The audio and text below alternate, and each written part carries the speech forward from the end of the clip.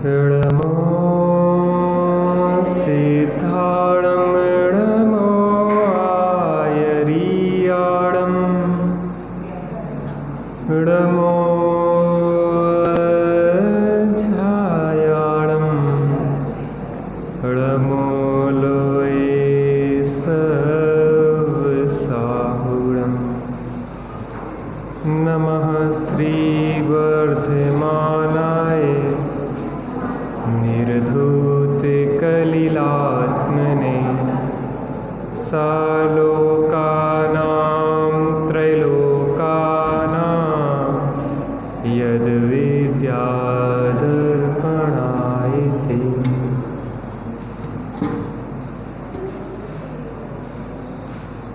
राम कहानी सुनो रे राम कहानी, राम कहानी सुनो रे राम कहानी। सुनत हरस आवे ओ सुनत हरस आवे बीरा की वाणी। राम कहानी सुनो रे राम कहानी, राम कहानी सुनो रे राम कहानी।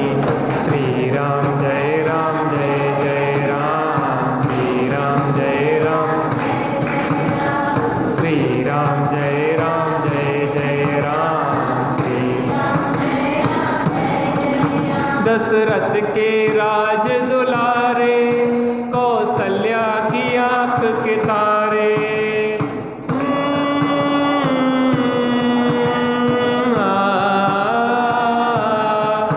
दशरथ के राज दुलारे, कौशल्या की आंख के तारे।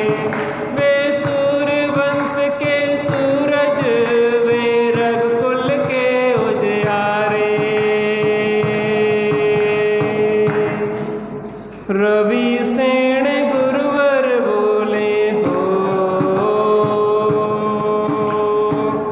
रवि सेन गुरुवर बोले अमृतमयी वाणी।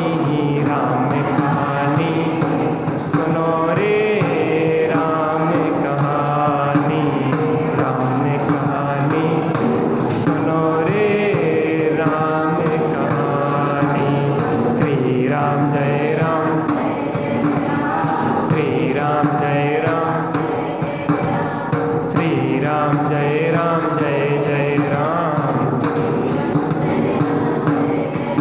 सग्रवर्त धनुष गह करके ले आए सीतावर के। ओ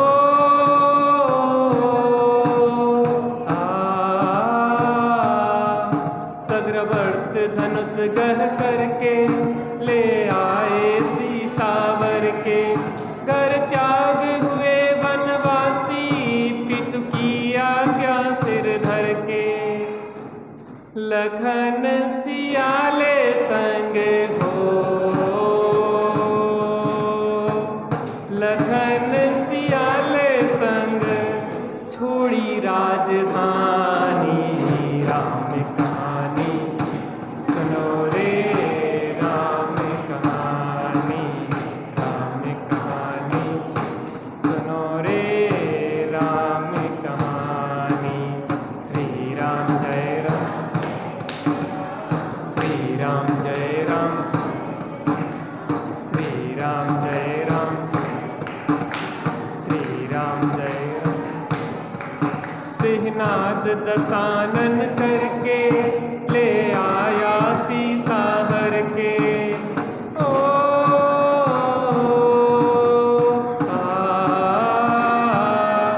सिंहनाद दशानन करके ले आया सीता हर के।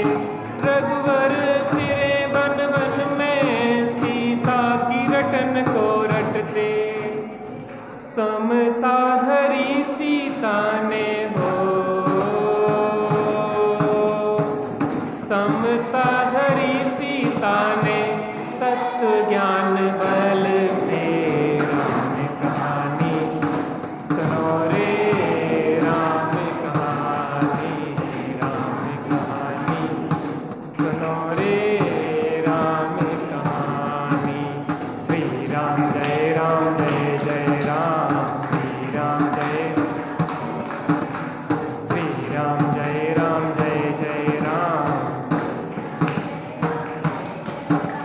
राम ने हनु पठायो, हनु राम दूत बन आयो। ओ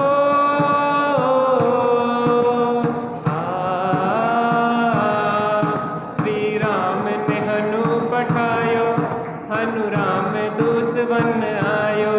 सीता माँ की सेवा में रघुवर को संदेशो लायो, और संग लायो,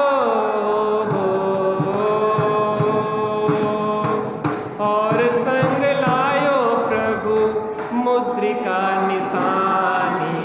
राम कहानी सुनो रे, राम कहानी, राम कहानी सुनो रे, राम कहानी।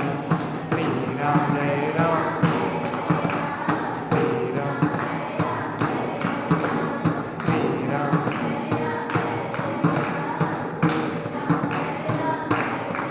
लखन दसानन बज करके रघुलाए सीता जय के।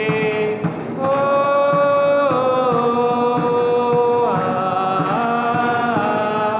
लखन दसानन बज करके रघुलाए सीता जय के। और भेंट में दे दी लंका विभीषण ज्ञानी को जय के। लखन सियाले संग लखन सियाले संग आए राजधानी। राम कहानी सुनो रे, राम कहानी।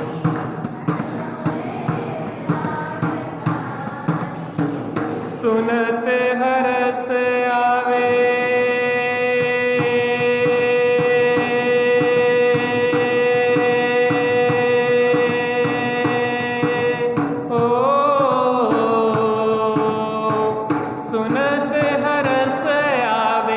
वीरा की वाणी।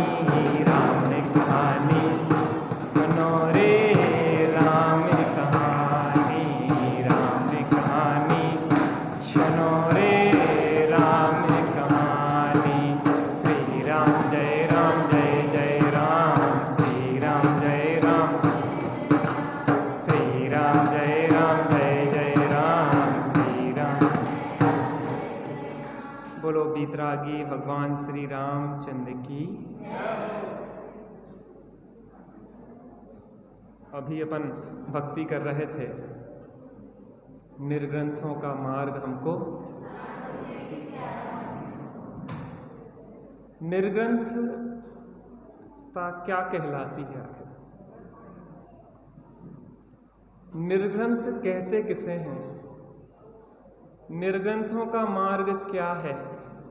भक्ति तो बहुत अच्छी कर लेते हैं, भक्ति में बड़ा आनंद भी आता है, आज के आनंद की।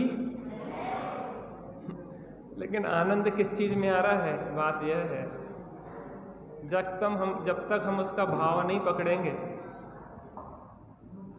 तब तक हमें आनंद काय का आएगा?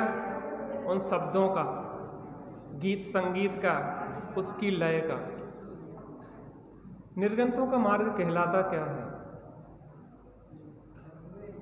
जो मुनि श्री राम निर्ग्रंथ दशा को प्राप्त करके आनंदमय जीवन जीते थे, जिनकी हम आज जय जयकार करते हैं, वह निर्ग्रंथ दशा है क्या आखिर? ग्रंथी का मतलब होता है परिग्रह। क्या होता है? परिग्रह। परिग्रह दो प्रकार का होता है, अंतरंग और बहिरंग। अंतरंग परिग्रह 14 प्रकार का होता है और बहिरंग परिग्रह 10 प्रकार का होता है। सबसे पहला परिग्रह है मिथ्यात्व। जिस जीव के प्रथम मिथ्यात्व नाम का परिग्रह चला गया है और उसके साथ साथ 3 कसाएं चली गई हैं, अनंतानुबंधी, अप्रत्यक्षानावरण और प्रत्यक्षानावरण। ये तो निषेधात्मक बात हुई कि गया क्या, मिथ्यात्व गई और कसाएं गई, लेकिन मिला क्या? आनंद के झरने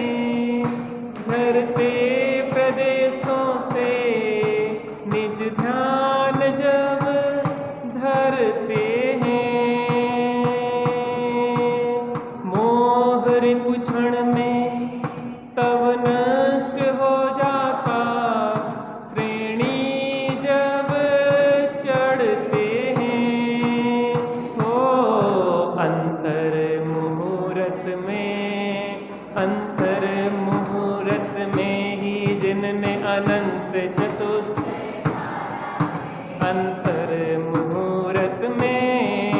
अंतर मुहूर्त में ही जिनने अनंत चतुष्टय दिगंबर वेश न्यारा है। निर्ग्रंथों का मार्ग हमको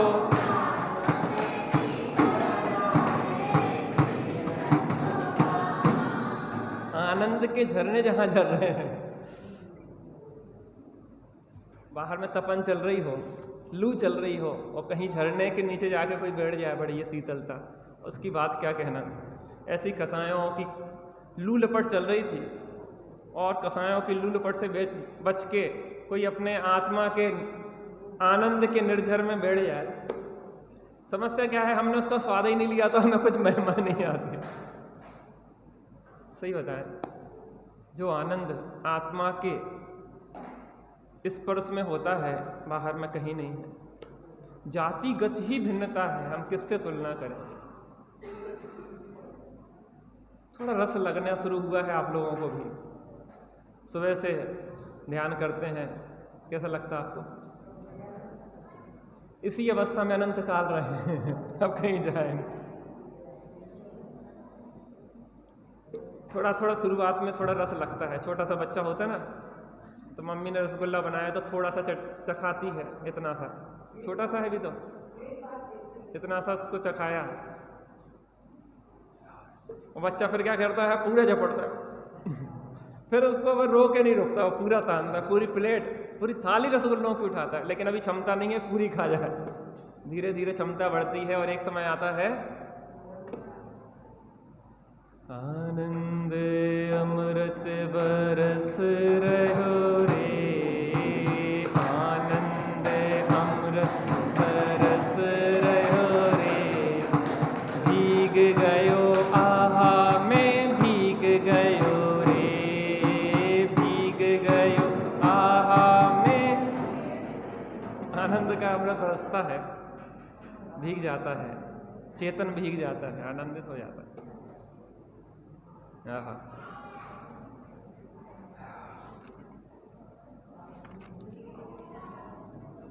आज अपनी चर्चा उत्तम सत्य धर्म के ऊपर होगी। वैसे तो शौच धर्म का दिवस भी माना जाता है कहीं कहीं, कोई सत्य धर्म का, लेकिन बात कुछ नहीं है, आगे पीछे कहीं कर लो, क्योंकि अपना प्रसंग इसमें जो है वो सत्य संबंधी है, सत्य और झूठ का प्रसंग है। तो अपन आज सत्य धर्म मना लेते हैं, क्योंकि कथा भी उसी से जुड़ी है। अपन उसको देखते हैं। यहाँ पे पृष्ठ क्रमांक 58, चतुर्थ सर्ग, 58 पेज पे। चला विजय के लिए लंकपति दिस कर में, उत्साह सभी वीरों के उर में, नगर राजपुर है पति अभिमानी, मिथ्यामत अनुरुक्त दुष्ट मन अति। इसकी लय आप बनाओ जब तक, तब तक हाँ आगे बढ़ते हैं। नया है, नई लय है कुछ। चलिए प्रसंग पे आते हैं।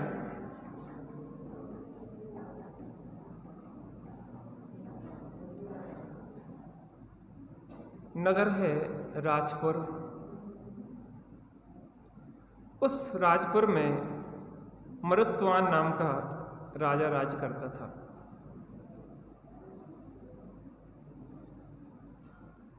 वह बहुत से हिंसक यज्ञों की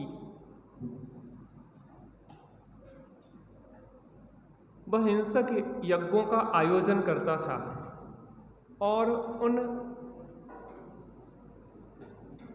यज्ञों में पशुओं की आहुति दिया करता था। किसकी आहुति देता था? पशुओं की, बहुत सारे पशुओं की आहुति दिया करता था।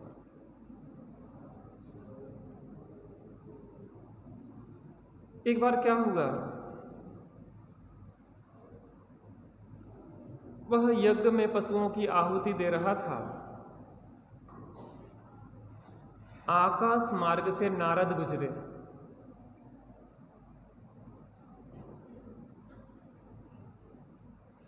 आठवें नारद जो थे वह वहां से आकाश से गुजर रहे थे। तो नारद गुजरते हुए ने देखा कि यहाँ कितने जीवों की हिंसा हो रही है। तो वह वहां से उतरे और उतर के उसको समझाया कि हिंसा में धर्म नहीं होता है, अहिंसा ही परम धर्म है। और हिंसा से तो पाप होता है। जब हमें इतनी सी सुई चुभती है तो हमें पीड़ा होती है, तो किसी जीव की गर्दन काट दी जाए या यज्ञ में उसको जला दिया जाए तो उसको कितनी पीड़ा होती होगी। लेकिन वह कुमती लोग थे, विपरीत बुद्धि वाले लोग थे और नारद को पकड़ के मारना पीटना शुरू कर दिया। यहां पे चर्चा हुई कि नारद कौन होता है। राजा श्रेणिक ने गौतम स्वामी से पूछा कि यह नारद कौन है। कहने लगे कि ये नारद 8वें नारद थे और इनकी घटना मैं आपको बताता हूं। एक ब्रह्मरुचि नाम के ब्राह्मण थे, विरक्त हुए और जंगल में निवास करने लगे। उनकी स्त्री का नाम था कुर्मी। क्या नाम था? कुर्मी नाम उनकी स्त्री का था और वह कुर्मी के साथ जंगल में कुटिया बना के रहने लगे। कुर्मी के गर्भ हो गया। जंगल में मुनिराज विराजते थे और यह दोनों ब्रह्मरुचि और कुर्मी मुनिराज के पास पहुंचे। मुनिराज ने देखा कि इसकी स्त्री के गर्भ है, तो उस ब्राह्मण से कहा कि विज्ञ, यह कार्य तुम्हें शोभा नहीं देता। तुमने जब निर्वृत्ति ली है और जंगल में आके कुटिया बना के रह रहे हो, तो जो घर में कार्य करते थे वही कार्य यहाँ किए, तो यहाँ आके रहने का कौन सा फल हुआ? वहाँ भी भोगों को भोगने में लगे थे और यहाँ भी भोगों में भोगने में लगे रहे, तो जंगल में आने का क्या फल हुआ? आजकल शादी विवाह होते हैं और लोग तीर्थ यात्रा के लिए जाते हैं और तीर्थों में भी वही कार्य करते हैं जो घर में करते हैं, तो तीर्थ यात्रा का क्या फायदा? बहुत विचारणी बात है। द्रव्य क्षेत्र काल भाव का विचार करके भोग आदि को, मर्यादित भोगों को भोगने की व्यवस्था है, अमर्यादित भोगों को भोगने की व्यवस्था नहीं। हम पशु नहीं हैं, मनुष्य हैं। कौन है? मनुष्य है। खुले हुए भोगों को भोगना, खुल्लम खुल्ला आज जो दुनिया में चल रहा है, आजकल की जो शादियां होती हैं और स्टेज पे क्या क्या होता है, वीडियो बनते हैं,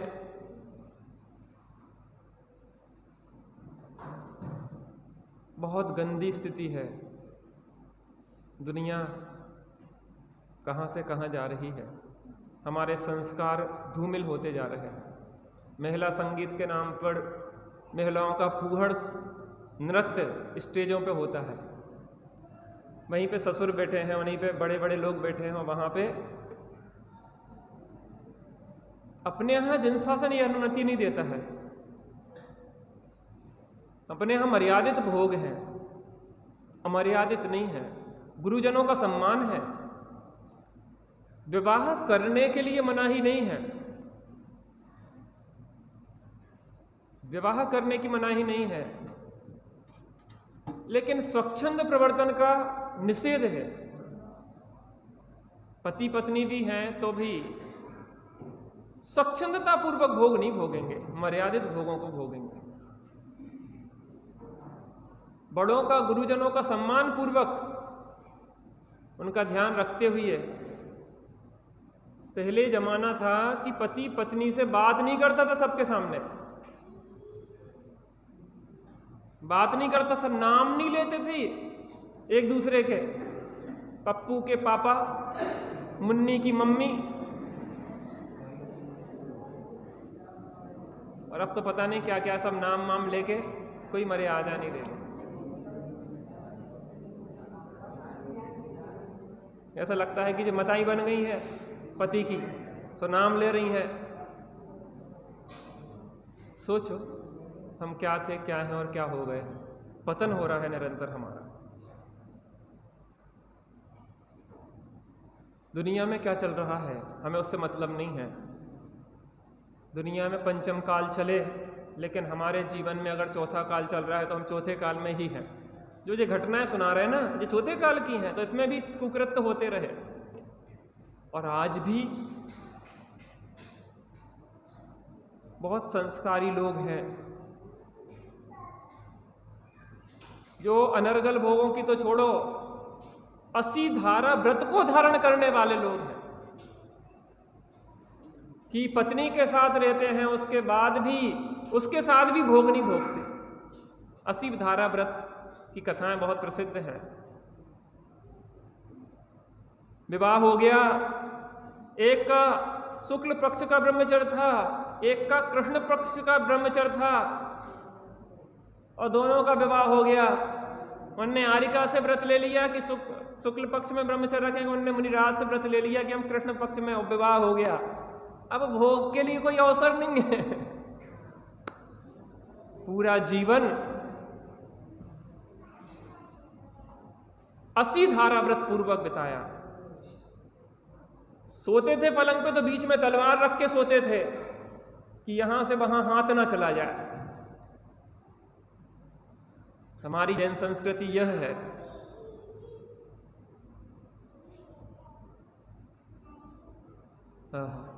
मुनिराज ने कहा कि ब्राह्मण क्या किया तुमने, यह योग्य नहीं है तुम्हारे लिए। उस ब्राह्मण को बहुत आत्मग्लानि हुई, ब्रह्मरुचि को, और उसने कहा मुनिवर मैं प्रायश्चित लेना चाहता हूं। उन्होंने कि एक ही प्रायश्चित है, निर्ग्रंथ दीक्षा। और उसने तत्काल ही प्रायश्चित स्वरूप निर्ग्रंथ दीक्षा अंगीकार कर ली। उसने तो निर्ग्रंथ दीक्षा अंगीकार कर ली, लेकिन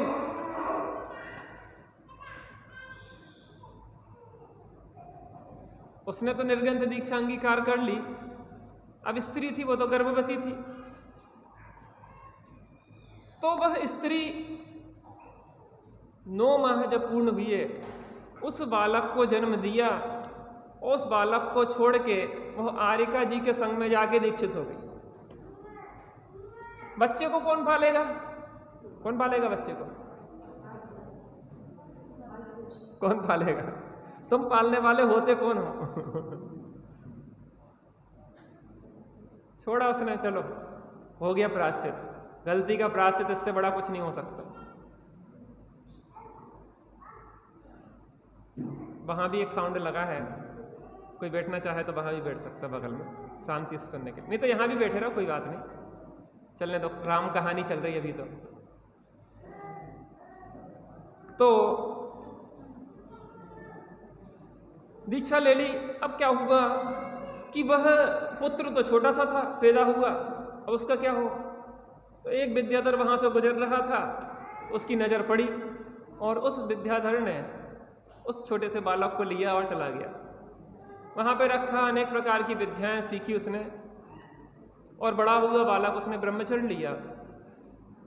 और यहाँ पे आया है ग्रंथ में कि उसने क्षुल्लक दीक्षा ली,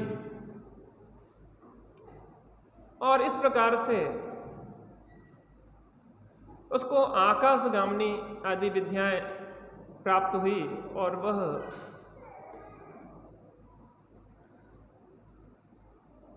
नारद, कौन नारद, कितने होते नारद?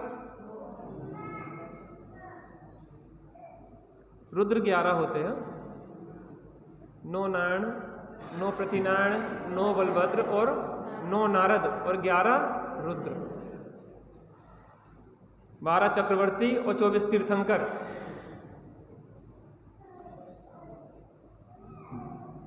हाँ हाँ, क्या हुआ? यहाँ बैठ जाओ बगल से अगर कोई परेशानी है। यहाँ पे बढ़िया स्पीकर लगा है, एकदम स्पष्ट आवाज आती, मैंने जाके सुना है कि आप लोगों को दिक्कत नहीं। महाभाग्य से तो सुनने आते हैं अपन, और फिर भी व्यवधान बच्चे हुए तो बच्चे कहाँ छोड़ आए?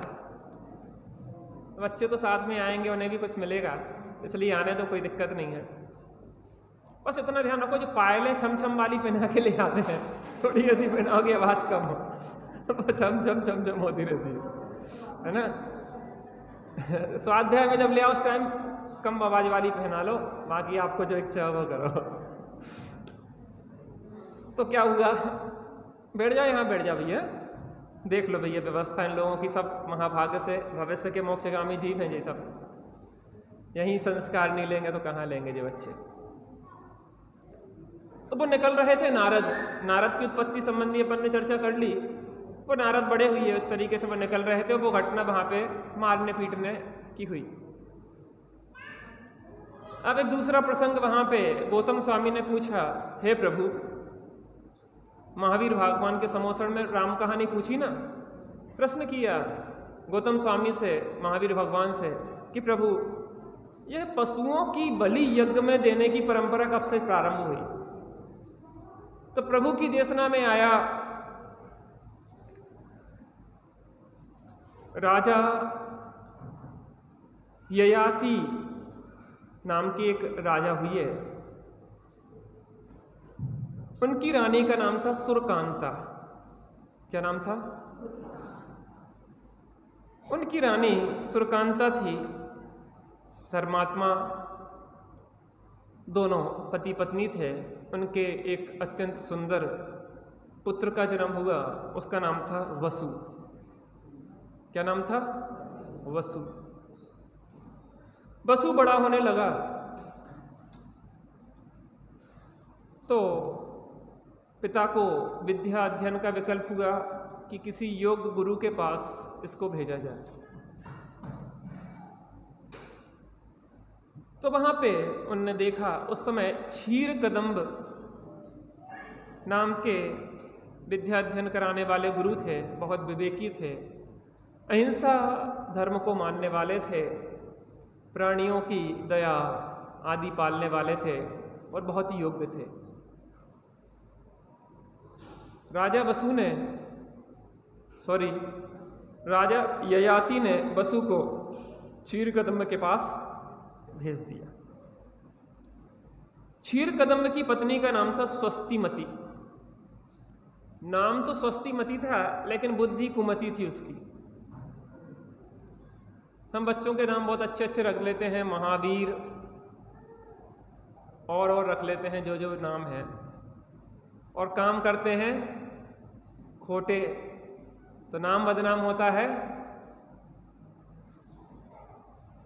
महावीर ने ऐसा किया, इसलिए नाम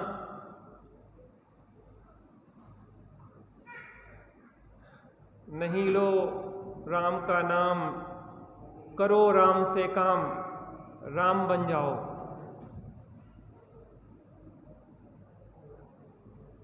हमारे घर में, हमारे परिवार में जितने भी नाम हैं बहुत बढ़िया है, हमारा छोड़ के। हमें अपने नाम का अर्थ ही पता नहीं पड़ पाता। राहुल का मतलब होता है राहु, और राहु को सबसे खराब माना जाता है। हमारे घर के नाम आप विचार करना इतने बढ़िया रखे माता पिता ने, लेकिन हमारा नाम हमारे सबसे बड़े भाई का नाम है विनय, उसके बाद भाई साहब का नाम है शांति स्वरूप, उसके बाद वाले भाई साहब का नाम है अविनाशी, विनय, शांति स्वरूप और अविनाशी। हमारी बड़ी बहन का नाम है सद्भावना, उनसे छोटी बहन का नाम है प्रीति।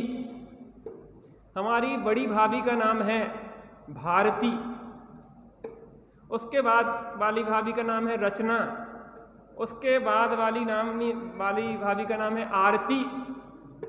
अब आप बताओ नाम कितने अच्छे हैं।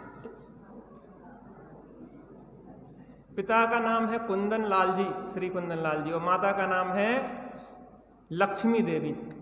अब पूरा परिवार तो कितने अच्छे सुसंस्कारित नाम वाला है, लेकिन एक हम ही मिले थे नाम बदनाम करने वाले।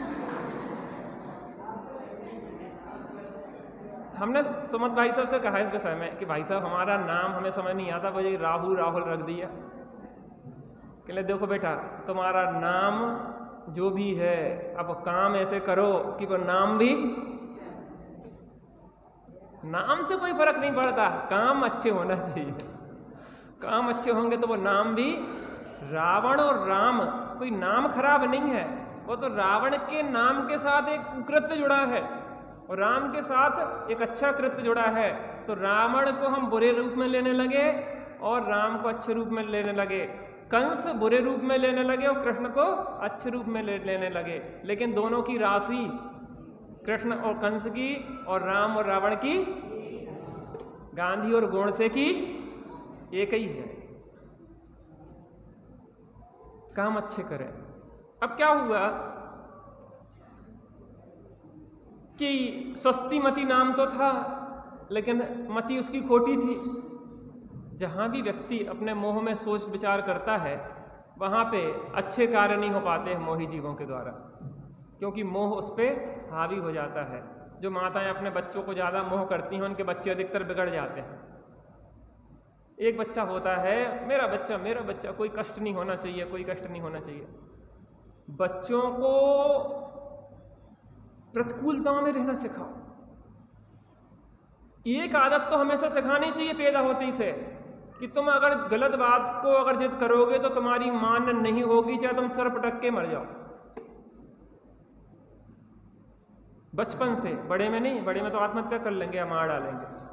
बचपन से जब उसने मोबाइल मांगा जिद करके, तो मोबाइल नहीं मिलेगा, चाहे कितना ही रो लो, चाहे 1 घंटे रो, 2 घंटे रो, हम आपकी जिद पूरी नहीं करेंगे। इसका मतलब बचपन से यह संस्कार मिल जाएगा कि जिद से कोई काम नहीं होता है। जो योग्य होगी वह बात मान होगी, अयोग्य बात तुम कितनी ही जिद करो तो भी मान नहीं होगी। रोने तो ना कितने घंटे रोएगा, आखिर एक ही बार तो होगा ना। पता, बच्चे ब्लैकमेल करते हैं हमें, आपको पता नहीं है बच्चे कितनी बुरी तरह से ब्लैकमेल करते हैं माता पिता को। वो कार्य करने के लिए ब्लैकमेल करते हैं कि जो नहीं करना चाहिए। रोने लग जाएंगे, हम पछाड़ खा के गिर पड़ेंगे, हम सामान तोड़ देंगे, हम ये कर देंगे। ब्लैकमेल करते रहते सबसे ज्यादा। सिर फोड़ लेंगे, फोड़ लो सर, सिर फोड़ लोगे तो फोड़ो सर। मोबाइल नहीं मिलेगा तो नहीं मिलेगा, बिना मोबाइल के भोजन करना सीखना पड़ेगा तुम्हें, क्योंकि जैन धर्म यह आज्ञा नहीं देता है कि मोबाइल चलाते रहो, रोटी भी खाते रहो, साथ में कॉकरोच भी आ गया तो मुंह में से निकला, ये क्या है, अरे ये तो कॉकरोच था। कैसे दिखेगा आपको कि क्या खा रहे हैं? हम तो प्रवचन सुनते सुनते भोजन कर लेते हैं, गजब हो गया। प्रवचन सुन रहे हो तो भोजन कैसे करोगे? ये आदत तो नियम दिलवाना चाहिए कि मोबाइल चलाते चलाते भोजन नहीं करेंगे। कितने लोग नियम लेंगे? सभी लोग जल्दी, यहाँ पीछे से। पंडित जी नियम बहुत दिलवाते हैं, हम अच्छे के लिए तो दिलवाते हैं। आप लोग तो नहीं चलाते मोबाइल? अरे वेरी गुड, यहाँ के बच्चे होते हैं। हाँ, पूरे हाथ खड़ा हो, आधे में क्या होता है? बड़े लोग भी भोजन करते क्या? तो हाथ खड़ा कर दो थोड़ा सा, बच्चे भी हाथ खड़ा कर देंगे साथ में। वेरी गुड, सबने हाथ खड़ा कर दिया। यहाँ भी आप लोग तो नहीं खाते खाना मोबाइल चलाते चलाते? Very good. वो बेचारा सफाई कर रहा है, उसको सफाई तक नहीं करने दे रहा। चलिए बस ठीक है, बहुत बढ़िया। पता, उपयोग एक समय में एक चीज को ग्रहण करता है। आप अगर मोबाइल चला रहे होगे तो ध्यान भोजन पे नहीं होगा, भोजन में पता नहीं कॉकरोच है, तिरूला है, गंद क्या है, कुछ समझ में नहीं आएगा कहीं का कहीं। इस बात का विचार करना। बच्चों को भी बचपन से ही, पैदा होते से मोबाइल नहीं पकड़ा देना। वो रो रहा है तो मोबाइल दो, तो मोबाइल दो, तो बेचारे को चुप हो जाएगा। जिंदगी भर तुम्हें रुलाएगा, अभी तो चुप हो जाएगा, जिंदगी भर तुम्हें रुलाएगा।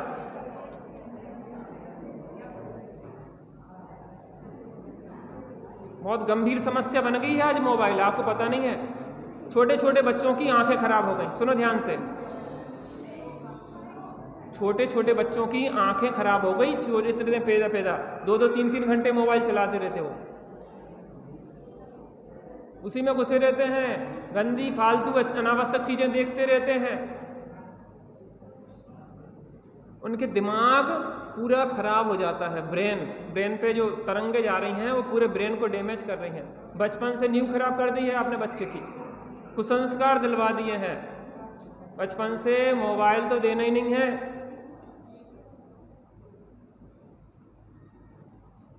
इन बातों का बहुत विचार करना, बहुत बड़ी समस्या बन गई है। नाम तो क्या था? स्वस्तिमती, और मति कैसी थी? विपरीत। अब क्या हुआ कि क्षीरकदम्ब के पास एक शिष्य और आया, उसका नाम था नारद। वे नारद अलग थे, जो नारद दूसरा था, दूर देश का एक इनका खुद का पुत्र था जिसका नाम था पर्वत। 3 शिष्यों ने विद्या अध्ययन प्रारंभ किया। एक बार क्षीरकदम्ब अपने शिष्यों को लेके जंगल की ओर गए। जंगल में एक महामुनिराज, रिद्धिधारी मुनिराज विराजे थे, और रिद्धिधारी मुनिराज अपने शिष्य से कह रहे थे कि इसमें से 2 प्राणी तो सुबुद्धि हैं और 2 प्राणी दुर्बुद्धि हैं। यह बात क्षीरकदम्ब ने सुन ली। ने कहा कि गुरुवर आप क्या कह रहे थे? कि मैंने कहा है कि 2 प्राणी तो सुबुद्धि हैं और 2 प्राणी दुर्बुद्धि हैं। कि तुम और तुम्हारा जो नारद नाम का शिष्य है वे सुबुद्धि हैं, और पर्वत और वसु जो दुर्बुद्धि है, जो दुर्गति जाने वाले हैं, और तुम 2 सुगतिगामी हो।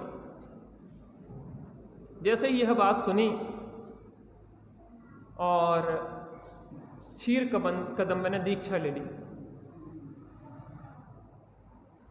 ऐसा होता है जीवन। क्षीरकदम्ब ने दीक्षा ले ली, और दीक्षा लेके जब वह पर्वत घर पे गया तो स्वस्तिमती ने पूछा पिताजी कहाँ हैं?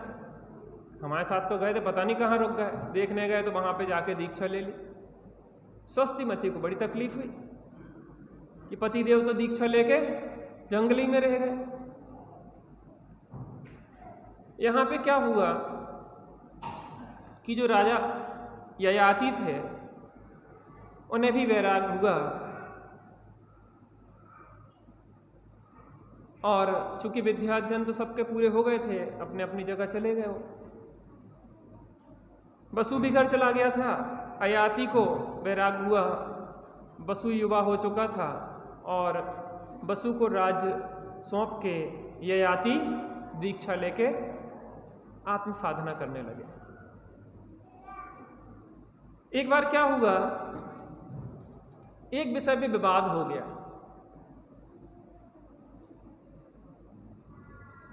अजेर यष्टव्यम के ऊपर विवाद हुआ कि इस सूत्र का क्या अर्थ होता है। तो चूंकि गुरु तो थे नहीं, वो दीक्षित हो गए थे। पर्वत और नारद में इस बात पे विवाद हुआ। नारद कहता था अजेर अष्टव्यम का मतलब होता है कि जो पुराना एक धान्य है उसको यज्ञ में आहूत करना चाहिए। और यहाँ पे पर्वत कहने लगा कि जो अज का मतलब होता है बकरा, बकरे को, पशुओं को यज्ञ में आहूत करना चाहिए। दोनों में विवाद हुआ, और विवाद होके जब पर्वत अपने घर गया तो स्वस्तिमती से बताया कि ऐसी सी बात हुई है, और इन विषयों पे विवाद हो गया है। तो स्वस्तिमती ने कहा तू दुर्बुद्धि है, जो नारद कह रहा है वह बात सत्य है और तू झूठ बोल रहा है। क्या हुआ कि जो पर्वत था वह कुसंग में रहकर बिगड़ गया था और मांसादी का लोलुपी हो गया था। स्वस्तिमती ने समझाया बहुत, लेकिन वह नहीं माना। और माँ, अब तुम्हें मेरी बात रखना है, ये अंधा मोह है, अंधा अपने बच्चों के प्रति प्रेम है कि हम गलत बात को भी मान लेते हैं। माएँ अधिकतर बच्चों के दोषों को छुपाती हैं और छुपाने का यह कार्य होता है कि भविष्य में वह दुर्व्यसनों में पड़ जाते हैं। पहली ही चोट पे, पहली गलती पे अगर चोट घल जाए, आगे कुसंस्कार बढ़ते नहीं हैं। एक बार क्या हुआ कि एक डाकू को सजा हुई, और सजा हुई तो उसने कहा कि आपकी अंतिम इच्छा क्या है, उस डाकू से पूछा। तो उसने कहा मैं अपनी माँ से मिलना चाहता हूँ। तो जेल की सलाखों में माँ आई, उसने कहा माँ अपना कान दिखाना, पास लाना कान, और माँ का कान काट लिया उसने। सब लोग देख के दंग रह गए, ये क्या किया तुमने? यही माँ है जिसने मुझे डाकू बनाया। कैसे बनाया? पहले दिन में पेंसिल चुरा के लाया था स्कूल से, तो उसने रख लिया, तो शाबाशी दी थी, बेटा बहुत बढ़िया, कल कॉपी चुरा के लाना। और वो एक पेंसिल की चोरी पे अगर खींच के धापड़ मार देती तो आज मैं डाकू की जगह राजा होता। पहली गलती कि अगर कठोर दंड मिल जाए तो गलती आगे बढ़ती नहीं है, और गलती, पहली गलती पे पोषण मिल जाए तो गलतियों पे गलती होती जाती है और जीवन हमारा बर्बाद हो जाता है। क्या हुआ यहाँ पे कि माँ ने पुत्र मोह में आके राजा बसु के पास गई कि मेरा एक पूर्व का तुमने एक बार कहा था कि आप कुछ मांगे, तो मैंने कहा कि बाद में मैं मांग लूंगी, और आज संकट में बात है और मेरी पुत्र पर्वत की और नारद का विवाद हुआ है, और यज का मतलब इसने बकरा कह दिया है, अब तुम्हें लाज रखना है। कहले माता जी साक्षात हिंसा का पोषण कैसे करूं? कहले मैं नहीं जानती, तुम्हें अगर वास्तव में अपना बात रखना है, अपनी जो तुमने वचन दिया था उसको रखना है, तुम्हें कहना पड़ेगा। और वह भी गुरु माता के मोह में आके कहने लगा ठीक है, जो आप सही गलत कहेंगी मैं उसको हाँ कह दूंगा। विवाद राजसभा में पहुंचा, और राजसभा में पहुंच के दोनों पहुंचे, नारद और पर्वत, और अंतिम निर्णय की बात आई। राजा बसु एक स्फटिक मणि के पाए के सिंहासन पे बैठता था, और लोग कहते थे कि राजा बसु बहुत सत्यवादी है, इसलिए इसका सिंहासन अधर में रहता है। यह प्रचलित थी, जगह जगह लोकोक्ति। इस प्रकार से वहाँ पे जैसे ही निर्णय की बारी आई और बसु ने कहा कि जो पर्वत कहता है अज का मतलब बकरा होता है वह सही है, और तैसे ही उसका जो सिंहासन था जमीन में धंस गया। नारद ने कहा अभी भी स्वीकार कर लो, क्योंकि तुम्हारे एक निर्णय से एक गलत परंपरा को परिसर मिलेगा, एक गलत परंपरा पलेगी। एक घटना नहीं है ये एक लंबी परंपरा को देने वाली घटना है। एक हिंसा की, यज्ञ में आहुति की बात आएगी तो पशुओं की बलि आहुति दी जाएगी, और तुम एक गलत हिंसक परंपरा के पोषक हो जाओगे। लेकिन अंत तक बसु कहता रहा नहीं नहीं, पर्वत जो कह रहा है वही सत्य है। और इस एक गलत निर्णय से वह बसु झूठ सेती नरक पहुंचा, स्वर्ग में 7वें नरक गया। 7वें नरक, कौन से नरक गया? 7वें नरक गया। विराजी। कौन से नरक? 7वें नरक। एक निर्णय नहीं था, एक गलत परंपरा को प्रारंभ करने का कार्य था। इस बात का हमें ध्यान रखना चाहिए कि कोई भी गलत परंपरा हमारे द्वारा प्रारंभ नहीं। वही परंपरा यहाँ चली आ रही थी पशुओं का यज्ञ करने की।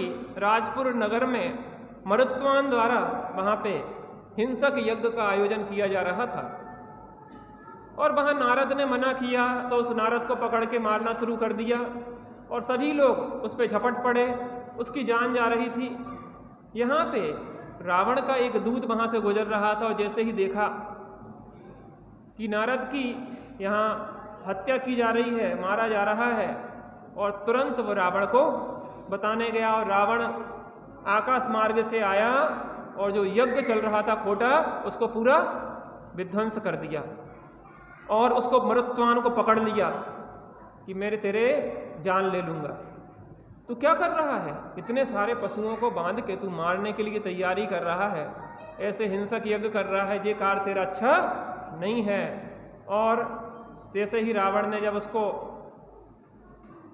डांटा तो तैसे ही वो चरणों में झुक गया। उसने कहा कि नहीं नहीं, मैं स्वीकार करता हूँ कि मैं गलत हूँ और मैं आगे से इस प्रकार का कोई हिंसक यज्ञ नहीं करूँगा। तो सत्य धर्म के प्रसंग में यह घटना है।